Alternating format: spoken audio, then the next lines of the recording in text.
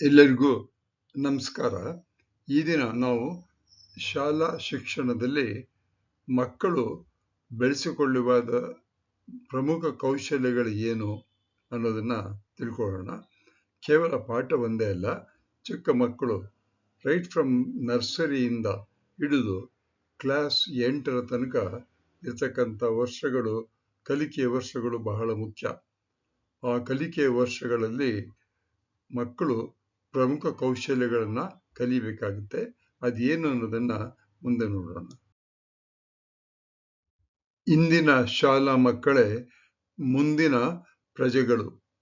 ಅವರ ಯಶಸ್ಸಿಗೆ ಶಾಲೆಯಲ್ಲಿ ಕೌಶಲ್ಯಗಳನ್ನ ಮಕ್ಕಳು ಬೆಳೆಸ್ಕೋಬೇಕು. ಮಕ್ಕಳು ಬೆಳೆಸ್ಕೊಳ್ಳೋದಕ್ಕೆ ಉಪಾಧ್ಯಾಯರು ಸಹಾಯ ಮಾಡಬೇಕು. ಶಾಲೆ ಕೇವಲ ಪಾಠ ಕಲಿಯುವ ಸ್ಥಳ ಅಲ್ಲ, ಅಲ್ಲಿ ಉತ್ತಮ ವ್ಯಕ್ತಿತ್ವವನ್ನ ರೂಪಿಸತಕ್ಕಂಥ ಸ್ಥಳ.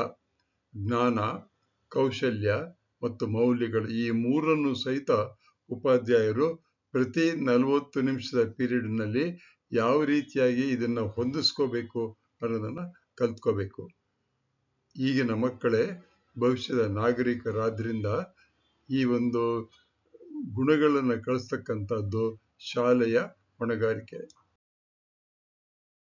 ಶಾಲೆಗಳಲ್ಲಿ ಸಾಮಾನ್ಯವಾಗಿ ಓದೋದು, ಬರೆಯುವುದು ಇವೆಲ್ಲವೂ ಸಹಿತ ಕಲ್ತ್ಕೊಳ್ಳೋದಕ್ಕೆ ಮಕ್ಕಳು ಶ್ರಮ ಪಡ್ತಾ ಇರ್ತಾರೆ. ಜೊತೆಗೆ ಸ್ಪಷ್ಟವಾಗಿ ಮಾತನಾಡೋದನ್ನ ಕಲ್ತ್ಕೋಬೇಕು. ಪ್ರಶ್ನೆ ಕೇಳುವ ಹವ್ಯಾಸವನ್ನ ಇಟ್ಕೋಬೇಕು. ಅದು ಒಂದು ಕೌಶಲ್ಯ. ಕುತೂಹಲ ಬೆಳೆಸ್ತಕ್ಕಂಥ ಮನೋಭಾವವನ್ನು ಮಕ್ಕಳಿಗೆ ಕಲಿಸ್ಬೇಕು. ಉದಾಹರಣೆಗೆ, ಮೋಡ ಇದೆ, ಮೋಡದಲ್ಲಿ ಭೂಮಿಯಿಂದ ಹೋದಂತ ನೀರು ಯಾವ ರೀತಿಯಾಗಿರುತ್ತೆ, ಐಸ್ ತರ ಇರುತ್ತೆ, ಐಸ್ ಇರ್ತಕ್ಕಂಥದ್ದು ಹೇಗೆ ಪುನಃ ಭೂಮಿಗೆ ನೀರಾಗಿ ಬೀಳುತ್ತೆ, ಈ ರೀತಿ ಕುತೂಹಲಗಳನ್ನ ಮಕ್ಕಳಿಗೆ ನಾವು ತಿಳಿಸ್ತಾ ಇರಬೇಕು. ಹೂವಿನಲ್ಲಿರ್ತಕ್ಕಂಥ ಬಣ್ಣಗಳು ಒಂದು ರಾತ್ರಿಯಲ್ಲಿ ಹೇಗೆ ಬರುತ್ತೆ, ಬಣ್ಣ ಎಲ್ಲಿ ಸ್ಟೋರ್ ಆಗಿರುತ್ತೆ, ಇವೆಲ್ಲವನ್ನು ಮಕ್ಕಳಿಗೆ ನಾವು ಒಂದು ಕುತೂಹಲವನ್ನು ಬೆಳೆಸ್ತಕ್ಕಂಥ ಪ್ರಶ್ನೆಗಳನ್ನು ಕೇಳ್ತಾ ಬರಬೇಕು. ಅಂದ್ರೆ ವೈಜ್ಞಾನಿಕವಾಗಿ ಚಿಂತನೆ ಮಾಡ್ತಕ್ಕಂಥದ್ದು ಒಂದು ಕೌಶಲ್ಯ, ಅದನ್ನ ಕಲಿಸ್ಬೇಕು. ಮತ್ತೆ ಗಣಿತವನ್ನ ಚೆನ್ನಾಗಿ ಬೋಧಿಸ್ಬೇಕು. ಪ್ರತಿಯೊಂದಕ್ಕೂ ಗಣಿತ ಮುಖ್ಯವಾಗಿರುತ್ತೆ ಮುಂದೆ. ಆದ್ರಿಂದ ಇವೆಲ್ಲವೂ ಸಹಿತ ನಾವು ಜೀವನದಲ್ಲಿ ಬಳಸ್ತಕ್ಕಂಥ ಸಾಮರ್ಥ್ಯಗಳು. ಈ ಸಾಮರ್ಥ್ಯಗಳು ನಮಗೆ ಕೌಶಲ್ಯಗಳಾಗಿ ಆಗಬೇಕು. ಅದು ಶಾಲೆಗಳಲ್ಲಿ ಉಪಾಧ್ಯಾಯರು ಇದಕ್ಕೆ ತರಬೇತಿಯನ್ನು ಕೊಡಬೇಕು. 2023ರಿಂದ ಇನ್ನೂ ಒಂದು ದಶಕ, 10 ವರ್ಷಗಳಲ್ಲಿ ಮಕ್ಕಳು ಯಾವ ಕೌಶಲ್ಯಗಳನ್ನ ರೂಢಿಸ್ಕೋಬೇಕು, ಕಲ್ತ್ಕೋಬೇಕು ಮತ್ತು ತಮ್ಮ ಜೀವನದಲ್ಲಿ ಉಪಯೋಗಿಸ್ಬೇಕು ಅಂತ ಹೇಳಿದ್ರೆ ಡಿಜಿಟಲ್ ಮತ್ತು AI ಸಾಕ್ಷರತೆ. ಎಲ್ಲರಿಗೂ ಮೊಬೈಲ್ ಯೂಸ್ ಮಾಡೋದು ಬರುತ್ತೆ ಮಕ್ಕಳಿಗೆಲ್ಲ. ಅದೇ ರೀತಿ ಈಗ AI ಬಂದಿದೆ, ಆರ್ಟಿಫಿಷಿಯಲ್ ಇಂಟೆಲಿಜೆನ್ಸ್ ಎಲ್ಲ ಫೋನ್ಗಳಲ್ಲೂ ಇರುತ್ತೆ. ಅದರಲ್ಲಿ ಕಲಿಯುವ ವಿಚಾರಗಳನ್ನು ಹೇಗೆ ಕಲ್ತ್ಕೋಬೇಕು, ಯಾವ ರೀತಿ ಪ್ರಾಂಪ್ಟ್ ಮಾಡಬೇಕು ಅನ್ನೋ ಒಂದು ಕೌಶಲ್ಯವನ್ನು ಕಲ್ತ್ಕೋಬೇಕು. ಸೃಜನಶೀಲತೆ ಮತ್ತು ಹೊಸತನ. ನಮ್ಮ ಜೀವನವೇ ಒಂದು ಬೇರೆ ರೀತಿಯಾಗಿ ಪರಿವರ್ತನೆ ಆಗ್ತಿದೆ. ಇನ್ನು 10 ವರ್ಷಗಳಲ್ಲಿ ಬೇರೆ ರೀತಿಯಾಗಿ ಪರಿವರ್ತನೆ ಆಗುತ್ತೆ. ಆ ಪರಿವರ್ತನೆ ಜೊತೆಗೆ ಸೃಜನಶೀಲತೆ ಕಲ್ತ್ಕೋಬೇಕು, ಸಹಬಾಳ್ವೆ ಕಲ್ತ್ಕೋಬೇಕು, ತಂಡದಲ್ಲಿ ಕೆಲಸ ಮಾಡ್ತಕ್ಕಂಥ ಗುಣವನ್ನು ಕಲ್ತ್ಕೋಬೇಕು, ನಾಯಕತ್ವದ ಗುಣ ಕಲ್ತ್ಕೋಬೇಕು. ಇವೆಲ್ಲವೂ ಸಹಿತ ಪರಿಣಾಮಕಾರಿಯಾಗಿರ್ತಕ್ಕಂಥ ಸಂವಹನ ಕೌಶಲ್ಯವನ್ನು ಕಲ್ತ್ಕೋಬೇಕು.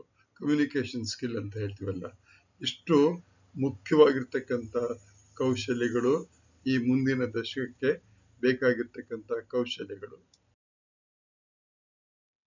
ಪ್ರತಿನಿತ್ಯ ಜೀವನದಲ್ಲಿ ನಾವು ಉಪಯೋಗಿಸತಕ್ಕಂಥ ಕೌಶಲ್ಯಗಳು ಏನು ಮತ್ತು ಮೌಲ್ಯಗಳು ಏನು ಅಂತ ಪ್ರಶ್ನೆ ಮಾಡಿದರೆ ತುಂಬಾ ಸರಳವಾಗಿ ಹೇಳಬೇಕು ಅಂದ್ರೆ ಒಂದು ಸಮಯ ನಿರ್ವಹಣೆ.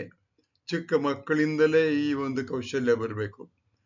ಇರುವ ಒಂದು 8-10 ಗಂಟೆ ಅವ್ರಿಗೆ ಇರ್ತಕ್ಕಂಥ ಸಮಯ, ಮಕ್ಕಳು ಸಿಗ್ತಕ್ಕಂಥದ್ದು ಕೇವಲ 4 ಅಥವಾ 5 ಗಂಟೆ ಫ್ರೀ ಟೈಮ್ ಸಿಗುತ್ತೆ. ಈ ಟೈಮನ್ನು ಹೇಗೆ ಬಳಸ್ಕೋಬೇಕು, ಯಾವ ರೀತಿ ನಿರ್ವಹಣೆ ಮಾಡಬೇಕು ಅನ್ನೋ ಕೌಶಲ್ಯ ಕಲ್ತ್ಕೋಬೇಕು. ಆತ್ಮವಿಶ್ವಾಸ ಬೆಳ್ಕೋಬೇಕು, ಸ್ವಯಂ ಶಿಸ್ತು ಕಲ್ತ್ಕೋಬೇಕು, ಪ್ರಾಮಾಣಿಕತೆ ಇರಬೇಕು, ಸಹಾನುಭೂತಿ ಇರಬೇಕು, ಬೇರೆಯವರಿಗೆ ಸಹಾಯ ಮಾಡ್ತಕ್ಕಂಥ ಒಂದು ಮನೋಭಾವ ಬೆಳೆಸ್ಕೋಬೇಕು. ಬೇರೆಯವರಿಗೆ ಗೌರವ ಕೊಡಬೇಕು. ಆರೋಗ್ಯ, ತಮ್ಮ ಸುತ್ತಲೂ ಇರ್ತಕ್ಕಂಥ ಪರಿಸರದ ಸ್ವಚ್ಛತೆ, ತಮ್ಮ ಮನೆಯಲ್ಲಿ ಸ್ವಚ್ಛತೆ, ಅಕ್ಕಪಕ್ಕದಲ್ಲಿ ಸ್ವಚ್ಛತೆ, ಇವೆಲ್ಲ ಕೌಶಲ್ಯಗಳು. ಈ ಕೌಶಲ್ಯಗಳನ್ನ ಕಲಿಸುವುದಕ್ಕೆ ಶಾಲೆಯಲ್ಲಿ ಉಪಾಧ್ಯಾಯರು ಸಹಾಯ ಮಾಡಬೇಕು. ತುಂಬಾ ಯಶಸ್ವಿಯಾಗಿರ್ತಕ್ಕಂಥ ವಿದ್ಯಾರ್ಥಿ ಅಂತ ಹೇಳಿದ್ರೆ ಅವರಿಗೆ ಜ್ಞಾನ ಇರಬೇಕು, ನಾಲೆಡ್ಜ್, ಪ್ರಪಂಚದ ಒಂದು ನಾಲೆಡ್ಜ್, ಜ್ಞಾನ ಇರಬೇಕು. ಯೋಚನೆ ಮಾಡೋದು ಕಲ್ತ್ಕೋಬೇಕು, ಕ್ರಿಟಿಕಲ್ ಥಿಂಕಿಂಗ್ ಅಂತ ಹೇಳ್ತೀವಿ, ಅದನ್ನು ಕಲ್ತ್ಕೋಬೇಕು. ಪ್ರತಿಯೊಂದಕ್ಕೂ ಯೋಚನೆ ಮಾಡಬೇಕು, ಸರಿಯೋ ತಪ್ಪೋ, ಹೇಗೆ ಏನು ಅಂತ ವಿಮರ್ಶೆ ಮಾಡ್ತಕ್ಕಂಥ ಒಂದು ಯೋಚನೆಯನ್ನು ಮಾಡೋದು ಕಲಿಬೇಕು. ಸಮಸ್ಯೆಗೆ ಪರಿಹಾರಗಳನ್ನು ಕಂಡುಹಿಡ್ಕೋಬೇಕು. ತಂತ್ರಜ್ಞಾನವನ್ನು ಜವಾಬ್ದಾರಿಯಿಂದ ಬಳಸ್ಕೋಬೇಕು.